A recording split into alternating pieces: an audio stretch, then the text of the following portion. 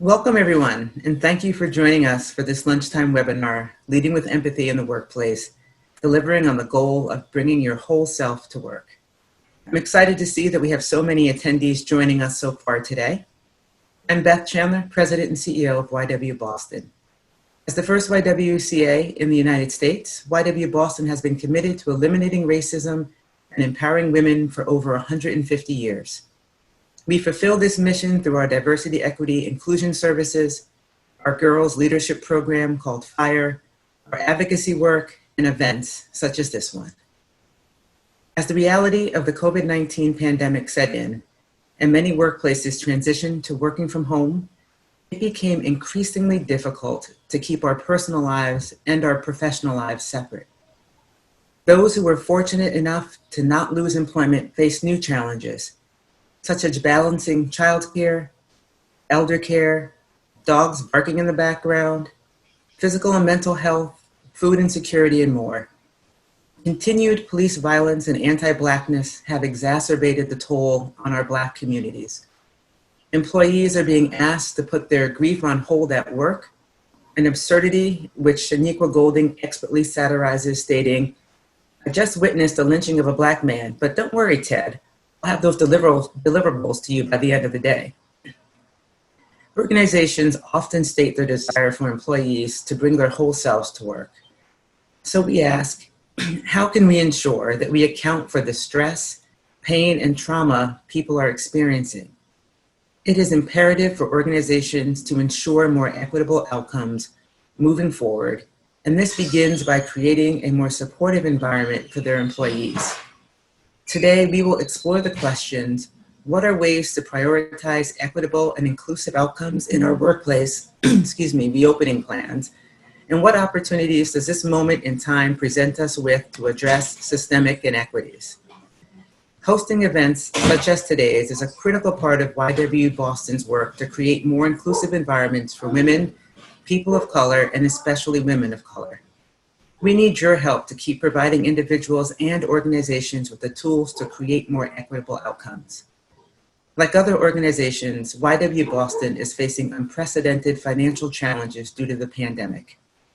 If you can, please go to our website, ywboston.org, and make a donation. Whether it's $2, $20, or $200, every amount helps. Thank you in advance for your generosity. Your gift will support our commitment to a better, more inclusive Boston. A few housekeeping tips before we start. Everyone who registered for the event will receive a follow-up email with a recording of the session, along with any resources mentioned during this webinar. And to help with the facilitation of today's discussion, please submit all questions via the Q&A feature at the bottom of your screen. We will do our best to answer as many questions as we can. I would now like to introduce today's panelists, Vernā Myers and Tara Spann. Vernā Myers is an inclusion strategist, cultural innovator, thought leader, and social commentator. You have likely heard one of her most popular quotes before, which we use often at YWCA. Diversity is being invited to the party. Inclusion is being asked to dance. She is the founder of the Vernā Myers Company, and in 2018, became the Vice President of Inclusion Strategy at Netflix. Vernā is also known for her books on inclusion and for her inspiring TED Talk, How to Overcome Our Biases, Walk Boldly Toward Them. Like myself, Vernā is an alum of YWCA's inclusive leadership program, LeadBoston. We are also joined today by Tara Spann, a highly accomplished people, strategy, diversity, and inclusion professional with more than 18 years of leadership experience in diversity, equity, and inclusion work. More recently, Tara served as the head of diversity and inclusion for Eversource Energy, where, among other accomplishments, she created their first diversity and equity annual report. She has also led equity work at institutions such as Merck & Company Incorporated, Bristol Myers Squibb, and Staples Incorporated. Thank you so much for joining us today, Vernā and Tara. So my first question, what questions should leaders be asking themselves as their organization navigates crises? whether it be COVID-19 responses or supporting Black and Brown staff during their most recent series of racist violence and nationwide protests. And Vernā, I'll ask you to go first. Thank you, Beth, and hello, everybody. It's so nice to have a chance to be with you. I love the YW and spend time on the board as well. And I don't know who are all out there, but hopefully some of my friends who I spent at least 30 years in Boston. So being in California is quite different, and I'm happy to be here and talking specifically about this issue and about leadership and empathy and supporting employees in this difficult time. I think one of the main questions that leaders need to be asking themselves is, do I understand the impact of difference? A lot of how we have been taught in America, and corporate America in particular, is to minimize difference. It's a strategy where we think we're all going to be the same and we're all going to get along the same. And someone said very astutely that, especially with regard to COVID, that we're all in the same storm, but we are not in the same boat. And to be a really good, inclusive, empathetic leader, you have to be curious about the many different experiences that those you are leading might be having. And COVID made it so clear that you could not go on assumptions and you could not base your care of your employees based on what was happening with you, because between, as you already mentioned, people's mental health, their social location, their particular title or job, their background, their identity, their economic standing, all of that had a different impact on how they were experiencing COVID and how we continue to experience COVID. Family obligations, family positions, resources, and so forth. And so I think the main question is really, how is this particular situation impacting? How many different ways is it impacting? Because in order to, if we talk about outcomes and really taking care of people, you have to understand what they're going through and how it might be different for you. I would also say that COVID, we have two pandemics, right? That just all of a sudden was, people got people's attention. One was COVID and one was, institutionalized racism. And that pandemic has, we all know, been around for a very long time, but it also helped us to see the differential that even how African Americans were experiencing COVID was different. And also, I would say the Latinx community and also Native Americans, based on a number of things that were related to their positioning in institutionalized racism, comorbidity, that was all about a lot of lack of access, as well as the fact that they were also often frontline and caring for people, and so contracting the COVID virus much more frequently and also dying from it. So that began to really get our leaders thinking about it. But that is the work that we've been doing with our leaders, is to really get their compassion and their curiosity to a place where they can actually give people the kind of care that they need. And Sarah, what would you like to add to that based on your experience? Sure. Beth, I also want to say thank you to you and the YWCA for all of the work that you guys are doing. So it's very important. Thank you very much. So yeah, there are many questions I believe that leaders should be asking themselves, in addition to what Vernā has mentioned. And one of the questions is, how can I help? And also, if it applies to them, how can I be a better ally? I have many questions that they can be asking. What can I be more informed, or how can I be more informed so that I can better understand how you might feel? And really, all these questions are based on humanizing this entire situation as people are experiencing it. What intentional actions can I take to create racial equity in our organization? How will we build a workplace culture that promotes and practices inclusion and belonging? How will recent events affect employees' morale and expectations? That kind of speaks to what Vernā was saying. And also, how will our organization build a workplace culture that promotes and supports employee wellness, their mental, emotional, and physical safety. So I think there are many questions that need to be answered that, you know, a lot of people should be sitting around the table and having these discussions, but making sure they have the right people at the table to have these discussions. Yeah, and that's a great point, Karen. I would love for you to expand upon that a little bit, and then I'll ask Vernā to jump in as well. You know, so often DE&I professionals are not at the table when there's crisis planning, or even before there is a crisis, and thinking through how do you weave in a DE&I lens into how you're going to respond to a crisis. So, you know, how can DE&I professionals make sure that they're included in these conversations so they can help leaders to have these questions and really think deeply about how to respond in a way that you know, really responds to all the needs of all their employees?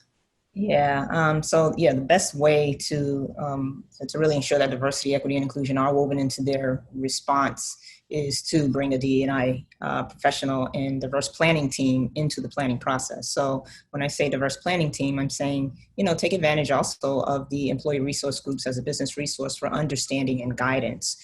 But I believe that that, you know, and this DEI professional can be internal or it can be an external consultant, but that's the best way to ensure that DEI will be included. If a DE&I professional is not brought to the table, then organizations must think about the intent versus impact, right? While an organization may have good intentions without a diverse perspective, the impact could be harmful. We've seen the scenario play out over and over in many ways.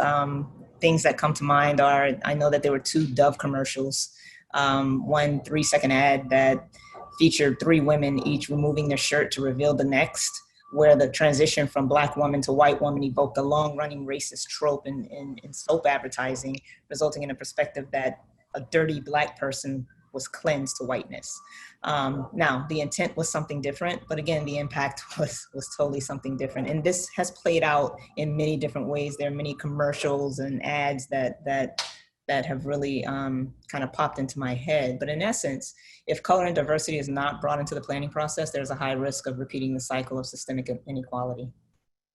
Thank you. And Vernā, what would you like to add to that? How can organizations and DE&I professionals themselves ensure they're at the table even before, you know, the crisis happens, so they're part of that planning and thinking?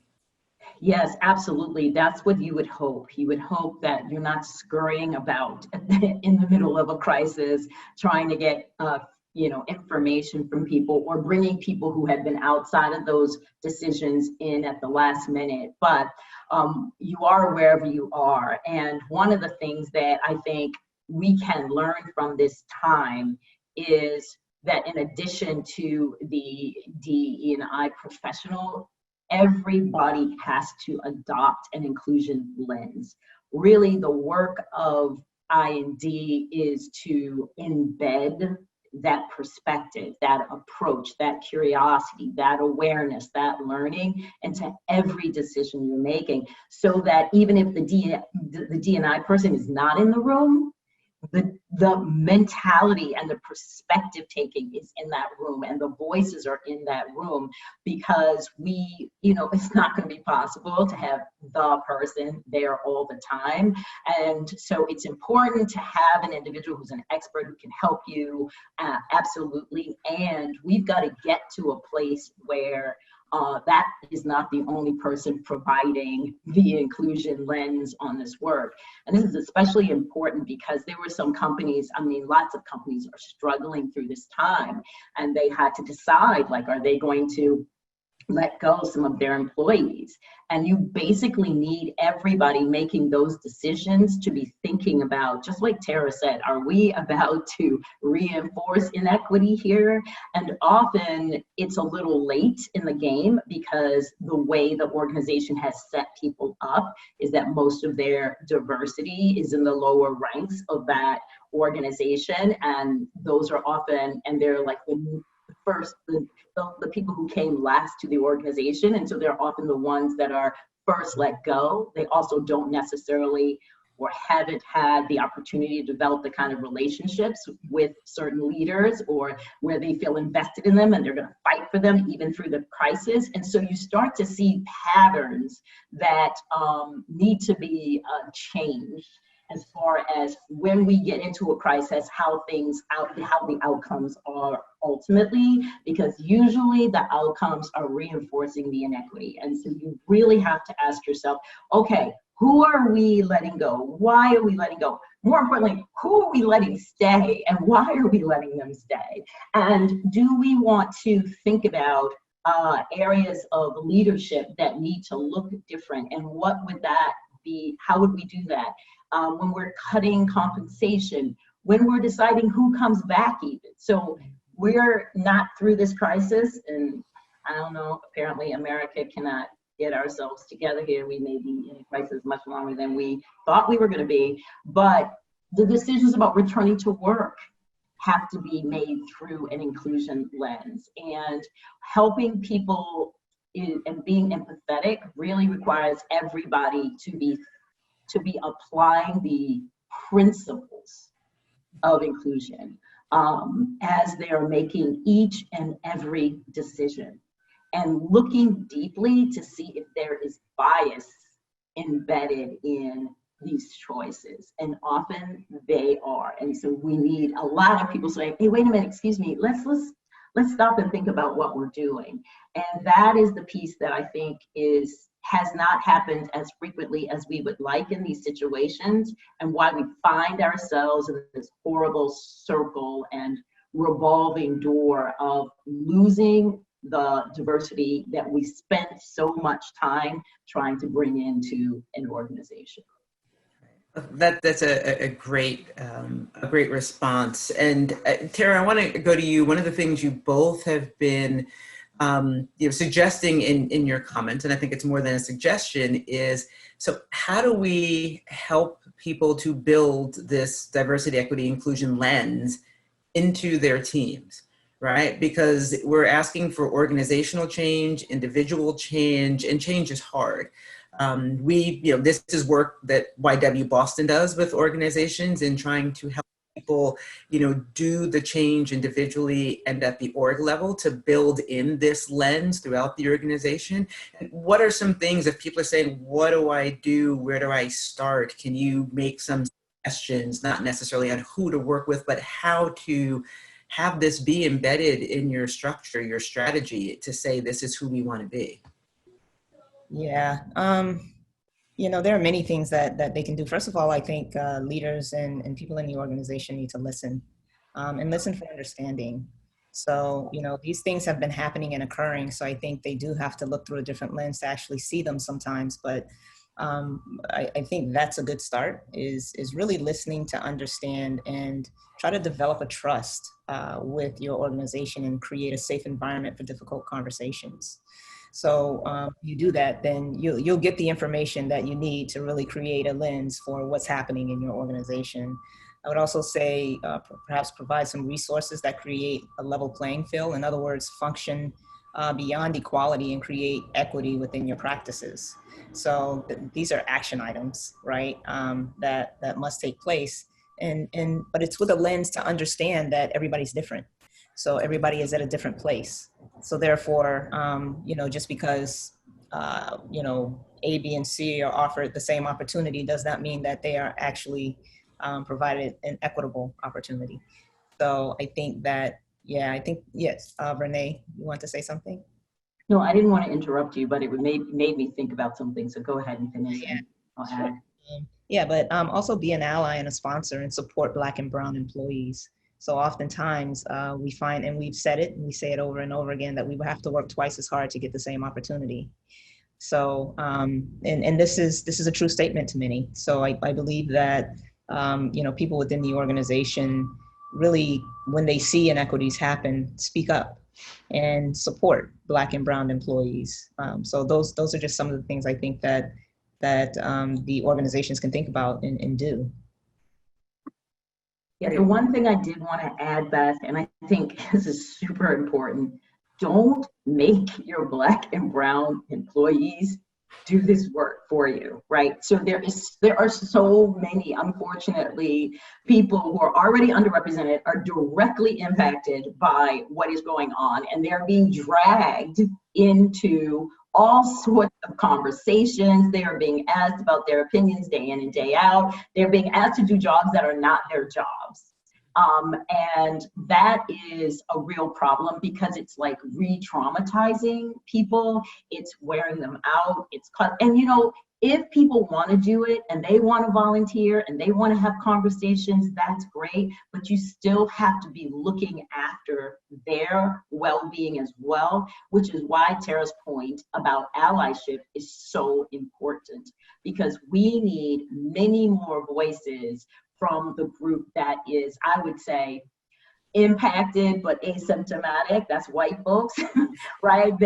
They're impacted by racism in many, many ways. And I think we're starting to wake up to that the problem with racism is that it steals our humanity in many ways, contorts our heart, makes us have to be in denial deeply. So there's some very, you know, so white folks also are harmed by racism, but they are sort of like one group removed in some cases and asymptomatic. And so the folks who are experiencing that direct impact, you need to be thinking very specifically about them. And I've been really kind of reevaluating some of the things that I have been doing, because I realized that I spend so much time and so many resources on the majority folks that often I am really neglecting the nurturing, the healing, the attention and the resources that the folks that are most directly impacted are experiencing. It's a difficult thing because what Tara's saying is listen. And so you're like, how can you listen if people aren't wanting to share? But I think that means you have to do some of your own work too. So much of allyship begins with the self-work instead of asking other people to educate you.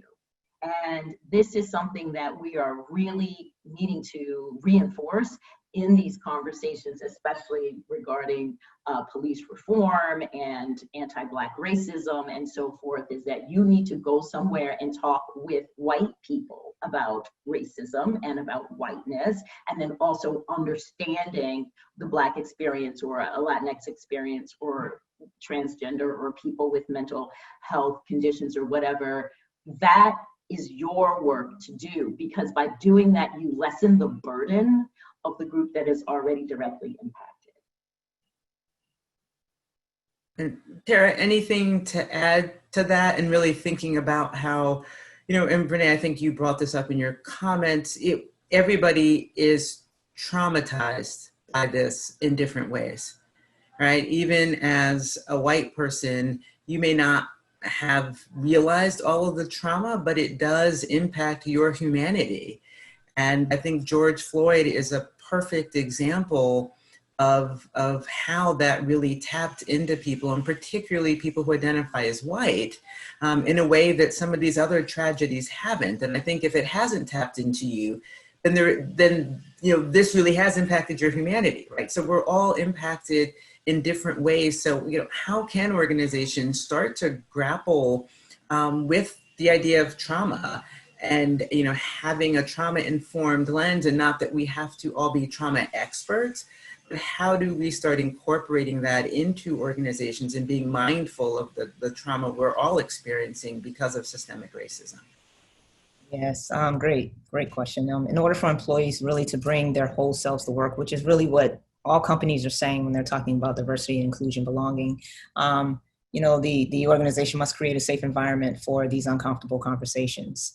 And to Vernā's point, we must speak up. So, you know, we must take advantage of this time and opportunity to feel comfortable speaking up and showing, you know, where inequities have happened. But when you talk about trauma, you know, the textbook definition is a deeply depressing or distressing experience. And while some during the time of COVID may have enjoyed the time home with family or in reflection, Others may have had very different experiences, such as loneliness, fear, abuse, overwhelm, stress, addiction, loss, pain, sadness. I mean, there's many different, feelings that people have had throughout this whole COVID-19 experience, as well as, the what we've experienced with the George Floyd killing. And so organizations, I think, must be aware of the diversity of their employees' experiences almost individually, in a sense, meeting employees where they are. And these organizations must have an empathy and compassion for employees because of the trauma that they may have experienced due to COVID-19 or the consequences that have arisen from the George Floyd killing. So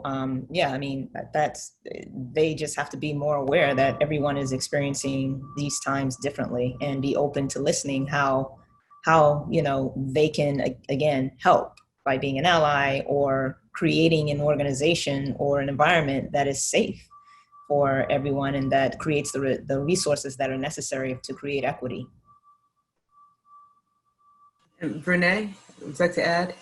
Yeah, I think one of the, we could say, good things about COVID is that we started to recognize that the mental health of our employees are extremely important. Before, in most companies, that was something you took care of.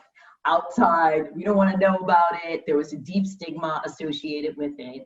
And I think that because we were all in this situation, although albeit differently, experiencing it differently, that people started to recognize that we need mental health resources here in the workplace, although the workplace was now in everyone else's homes. But, and I know my company was not alone in creating more services, extending more opportunities, increasing the number of visits that people could make, finding resources that you could use remotely, bringing in mental health professionals to talk. And Tara mentioned this thing about ERGs, our employee resource groups or business resource groups, whatever you call them. They have been essential in our company because our mental health ERG was able to provide lots of resources. We even created a list of resources that might be more comfortable depending on your race, maybe your sexual identity and so forth. So identifying groups that actually specialized in certain kinds of constituents and so forth.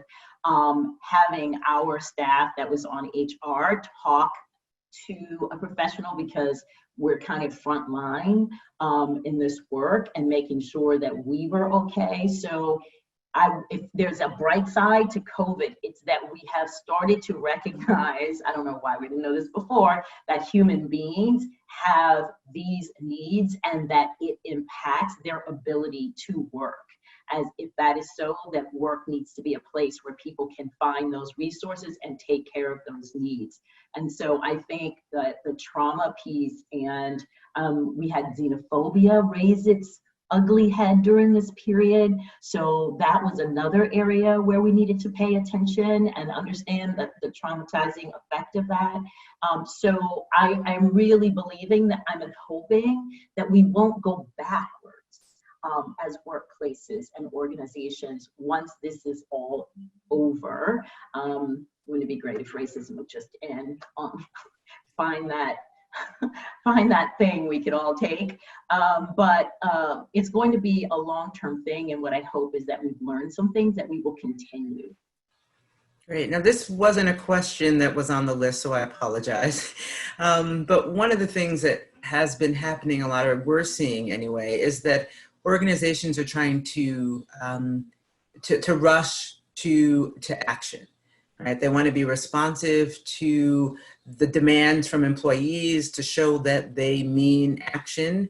But there's a balance, right? And you want to be responsive, but this work takes time. You need to be thoughtful. It is a marathon and not a sprint. So could you give some thoughts to organizations that are trying to do that balance and how they need to approach this work really to get to sustainable change and not just be reactive all the time? And Tara, I'll start with you. Sure. Just like any business decision that's being made, I think, there should be a strategy behind this, with the end result being action.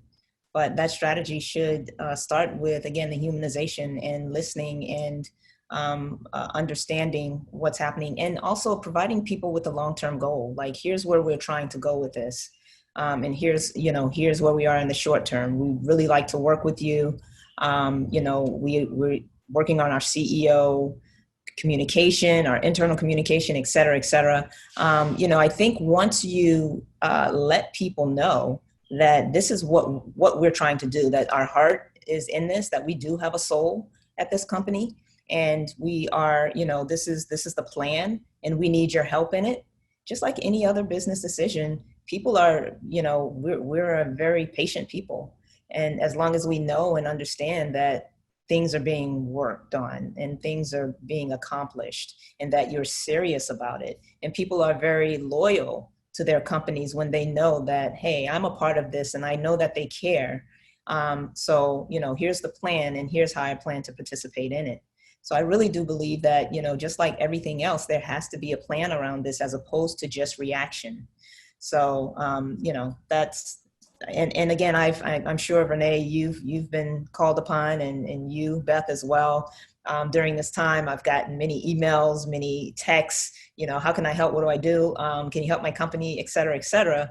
But the truth of the matter is, you have to do some of what you said, Vernā, your own homework, and we're all learning. So I do want to say this, that we're all learning in this process. Not only are white people learning, Black people are learning. Some of us are learning our history sometimes for the first time. Some of us are hearing things and watching movies and learning more about how the systemic racism has come about. So we're all learning, and I agree with you, Vernā. Don't always look to people of color to really tell their own history and tell their own story. But to kind of wrap it up, Beth, and answer your question, I just think there has to be a plan behind all of this. And Vernā, anything to add to Tara's response? I think she covered it all. Like, I want to use the urgency to do some really important things that maybe before people were awake, they wouldn't be willing to do. So I do want us to grab that, but ultimately it's what Tara said. It has to be a plan. It has to be long-term. And we have to be listening in order to shape something that would actually be transformative. Great. And so I was talking to somebody earlier today, and they said, never let a good crisis go, without getting something out of it, right? And so here, Lord knows, we've had many a good crisis in the last 3 months. So what do you think are the opportunities for change that this has really created, particularly thinking about systemic change and organizations who may have been talking about this, city governments who may have been talking about this? It seems like it seems like this is different.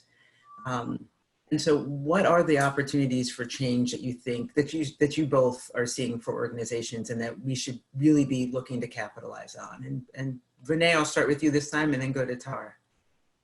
Well, there's so many things, but I agree with you about, as I was mentioning, you want to try to use the crisis. And I think that companies and organizations have to think about at least 3 areas: their workforce, right? So what's the demographics look like, and what are their plans for making sure that representation is more robust around the groups that have been historically marginalized? And then the second thing is, workplace, which is like, what is the environment like that you're inviting folks into, and what needs to change about how we compensate people, about what promotions are available, about who sits on what board or on what committee, about decision-making roles and development and mentoring. And I think Tara also mentioned sponsorship. So going back and look at each of those practices, whether they're formal or they're informal practices or policies, flexible work. I mean, there have been so many people forever talking about flex work, especially women with families. And also men with families, and somehow we just couldn't do it. It was just, no, I don't think we can be productive. All of a sudden, we're like, oh, maybe we could. I know the disability community is saying, see, y'all, you made us, go through all these barriers to get into these workplaces. We could have just been home where our house really works, And so I'm thinking, like, how do we make more space, more inclusion? And then the third big sector, right, is like, the marketplace or your constituents. What do you want to do with them? And I was just looking at the thing that Uncle Ben's and Aunt Your Mama, they're going to try to change their moniker that they've been using. And supposedly, I guess Uncle Ben was like a farmer, a black farmer in Texas or something, and that's where that came from. But I'm really saying to myself, did you do anything for the Black people, or you just take the image and like make money on it? And so you're now in a place to say, maybe we should support Black farmers, or maybe we should think about loans and how people get into business, or maybe we should find out how we can invest in Black business, or put our money in Black banks, or create pipeline opportunities where we give people access to what we do. So those are the kinds of bold actions that we can do, because they go to the system of racism and inequality, and it allows people to perhaps try to close some of those gaps. And so that's a lot about what I think we need to be doing, which is how do we close these gaps around inequity, and what we can do if we're in positions of power and institutional power to make a difference for people that might be long-term. Great. Tara, anything to add? Sure. I'll speak from more of a practical sense. I'm an engineering mind, and I like to give tactical things that they can kind of walk away with and do, right? But I think organizations should really use this unprecedented time to reset expectations and create equitable policies that meets the needs of most, if not all, of their employees. So in other words, I'm saying that they must act with intention. And in terms of just giving a few things that they can do to intentionally act, I would say they can change their practices and policies and create a no tolerance for racism or other inequities environment. That's something they can begin to do today. Develop meaningful metrics, diversity metrics that have supporting practices and plans. All of our companies have these metrics, but sometimes there's no plans behind it. It's not bought into. It's numbers, and sometimes they're moving increasing, but not for the right reasons, right? So really developing these meaningful diversity metrics that are gonna help close that gap that Vernā is talking about. Tie considerable compensation, and I will repeat, tie considerable compensation and or bonus to diversity goals. There are some companies who actually have their leadership, compensation or their bonuses that are tied to diversity goals, but it could be like 0.2%, right? Or 0.5%. And it really doesn't matter to them whether they meet it or not. It's not going to make that big of a difference to their compensation. So I would say increase that compensation, that compensation to the goals that's going to be related to the goals, so that they can look at it just like they do any other parts of their business. I would say also advocate for and sponsor Black and Brown employees for leadership positions. So again, being very intentional about doing that. I would say that the CEO must also act and communicate and be a sponsor for diversity, equity, and inclusion, and increasing racial diversity at the board, executive, and senior levels to mirror their customer, consumer, and client base. Again, these acts have to be extremely intentional. So in other words, I can tell you that at Eversource, it was an intentional act where the CEO, 3 white men had actually rolled off of the board. And it was a very intentional act for him to appoint a Black female and an Asian man. So these things have to happen in order for us to close this gap. And one very, very important thing is raising the role of the DE&I professional to extend beyond HR and into the executive boardroom, having a seat at the table. Oftentimes the position of the DEI professional is a lot of push, you know, and then there's a lot of filters before it actually gets to the decision makers. So I think really raising the visibility of the role and having that partnership with the CEO is also another important thing that companies can do. Great. And I'm going to go to questions because I think we're getting a lot of them in the Q&A. But before I do, I just want to help with language in case people don't understand the difference between mentorship and sponsorship. So Terry, you had mentioned sponsorship in your response. Could you just share a little bit about how that differs from mentorship? Sure. So for me, mentorship is really someone who is helping you advance your career, but they're talking to you. It's a one-on-one relationship with someone. They're talking to you, helping you, kind of coaching you throughout your career. Sponsorship is an advocate. Sponsorship is someone who's in the room that you're not in and speaking on behalf of you, and you know, really opening up doors for you, creating relationships for you that are going to make a difference in your career. I think that's the difference for me in sponsorship versus mentorship. Great, thank you.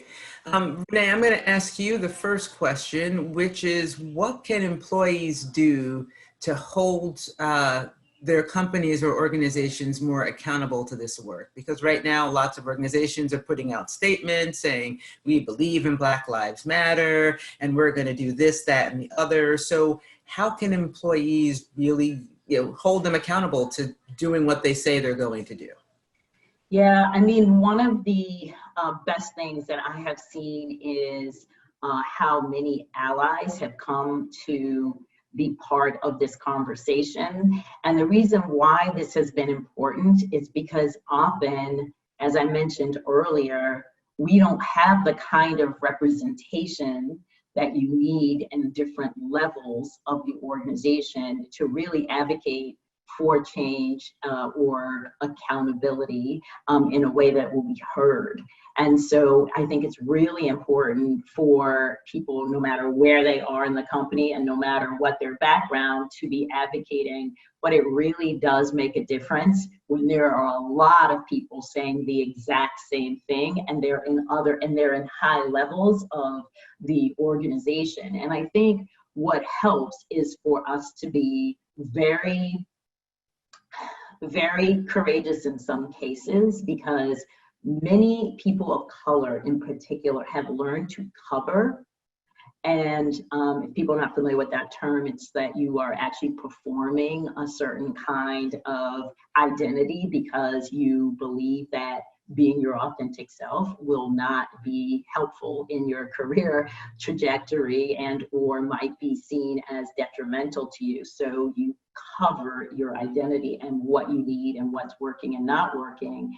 And I am really encouraging at this time, and I don't even need to do it that much because people are now thinking, I'm taking this off and I'm going to say what isn't working and what needs to change and and what kind of accountability we want to see. So often I think the organization has to listen this time very acutely, very, very intently to what people are saying. And then one of the things that I think is really important is to identify the kind of behaviors that we believe leaders should be exhibiting. So what does inclusion look like? And then tying those behaviors to a certain kind of accountability strategy. And I think part of that starts with employees sort of speaking up and explaining what hasn't been working and what they would like to see. That's the other thing that I'm actually trying to think about is, what does good look like? What does inclusion look like for you? And I know that it would be great if all of our leaders already knew that, but they don't. And so I think between the DE&I professionals and the employees going to your HR, it depends on how HR works in your particular company, but going to the people who are supposed to be the employees, advocates, and saying this is what must be done. Some folks are doing letters, some folks are doing forums, but I do believe that this is a time where companies are listening, and so we need to speak. Right. And Tara, there's a related question to that. So if somebody is courageous enough, or a group of people have been courageous enough to go to leadership and say, hey, we want to be able to hold you accountable for the work, but then they feel that the manager thinks that they're being inclusive. And they say, and they've been told many times, it seems like what you say isn't turning into action. What should people do, particularly if it feels like senior leadership knows, but is just paying lip service to that they will do better or the person will do better? So are there ways that people can maybe help organizations have more teeth to this and to move people out of the way if they're not moving the work forward? Yeah, I think we have to be bold. We are very afraid many times of losing our jobs or being alienated in some way when we are speaking up. But I think, again, utilizing this moment and this time to speak up, and really hold people accountable. It's not just leadership as well, but really hold people accountable, other people, to hold the leadership accountable. Everybody should really be accountable to move the needle on this. But yeah, it's hard because I've been in so many different corporations, and that's when you asked me that question even offline, it was hard to answer. So I'm struggling here, but I tell you, it's because I know the push and pull, the confusion with, okay, do I speak up? I just heard something. Do I say something now? Do I, or do I wait? Or do I sit in a meeting and say something? Like, have I lost the moment? And I think now is the time. Don't lose the moment. It has to happen and occur when you see it happening. That's when you need to speak up and come with a plan, come with information. Not just showing, where the downfall or the gap is, but come with some information. Here's how I can help. Here's how I can help you help everyone else in the organization. So, I think it's a question for all of us to really think about, because it's something that I think we're all going to have to do. It's not just a leadership issue. It's how does everybody in the organization hold the leadership accountable? Tara, I also thought that this whole idea of the courage and being bold and speaking up, and also how important it is for allies to do that as well, where you don't feel alone, because some folks are still really playing the lonely only role in their team or in their organization, or maybe it's in their department. And so it really is a whole lot of courage to speak up. But when you know someone, and that's another thing, that employees can start developing relationships with people that they see really care deeply, and really you can even carve out a plan. In this meeting, what I would like you to do as an ally is this. It would be really helpful if you said or spoke up about this. Are we committed? We got this clear. I also think that ERGs have proven really essential in this way, because that it's a group making these suggestions versus one individual. And so the power of the community is very helpful. It also legitimizes what is being said is not just one person's experience, but a general experience and feeling that's happening in the organization. And it's hard to deny.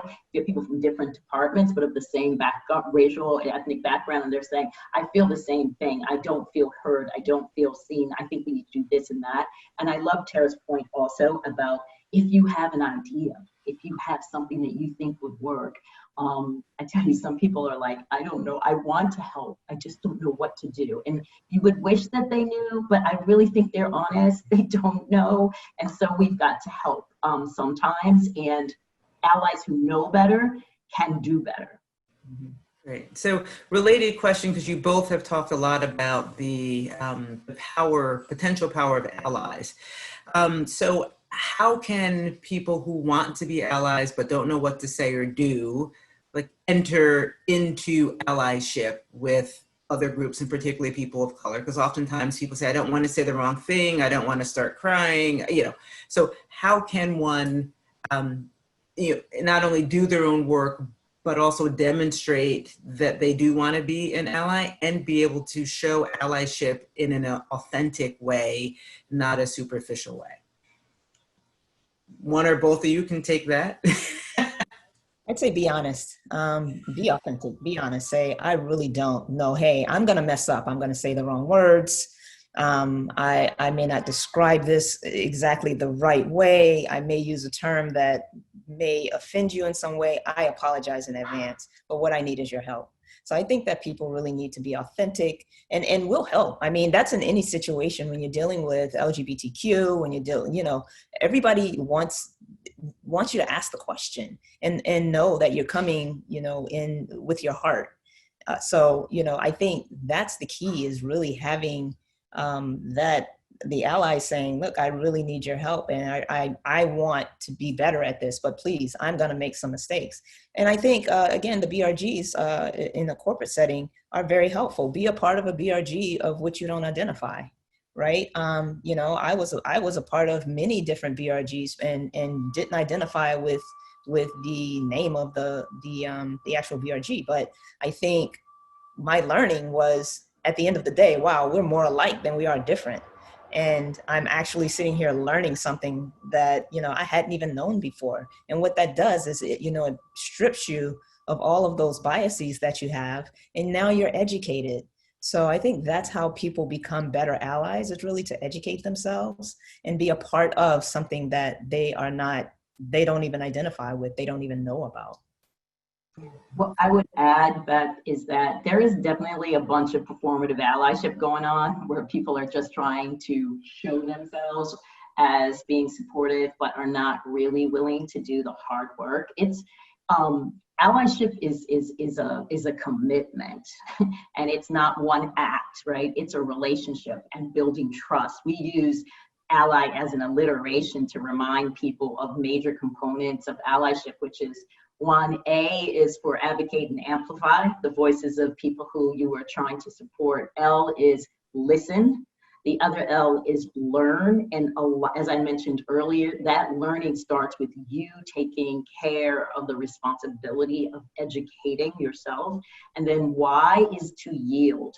And this is really hard sometimes for people who want to be allies, is that they actually need to be led by the group that they're trying to help versus trying to force themselves or set a pace or set a plan without working in collaboration and in solidarity with the people you're trying to help. And by far recognizing that you're doing it not because you want to be a nice person and you're sympathetic and you want these people to be better, but you realize that this is also for you. If you can't see how what you're doing is important for you and every human being, then you will have that kind of supremacy that makes it hard for you to yield.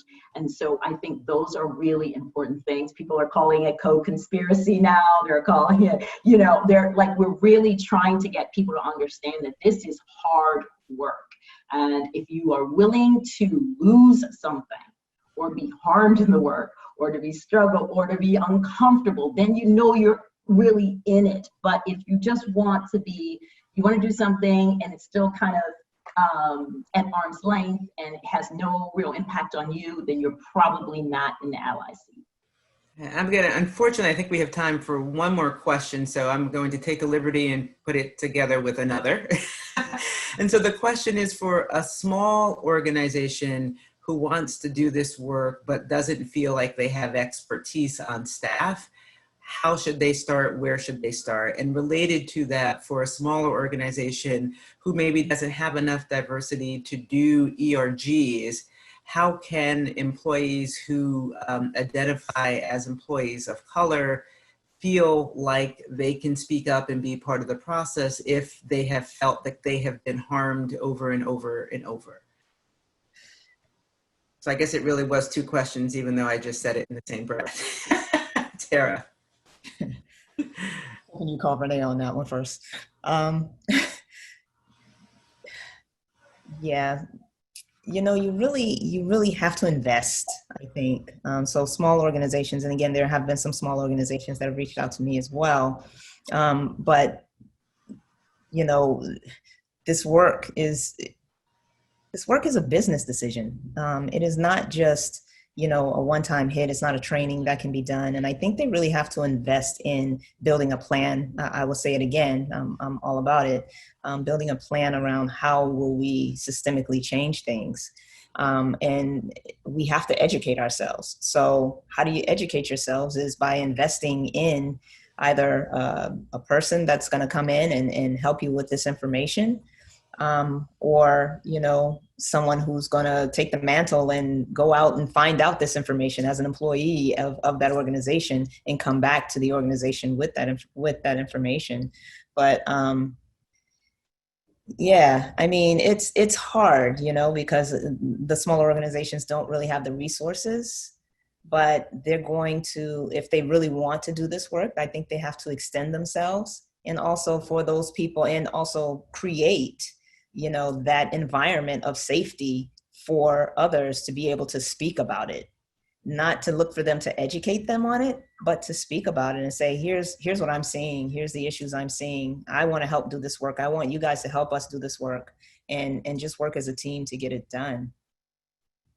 Okay. And Vernā, I'll give you the last word. One of the things that I've been thinking about with small organizations is finding a partner organization.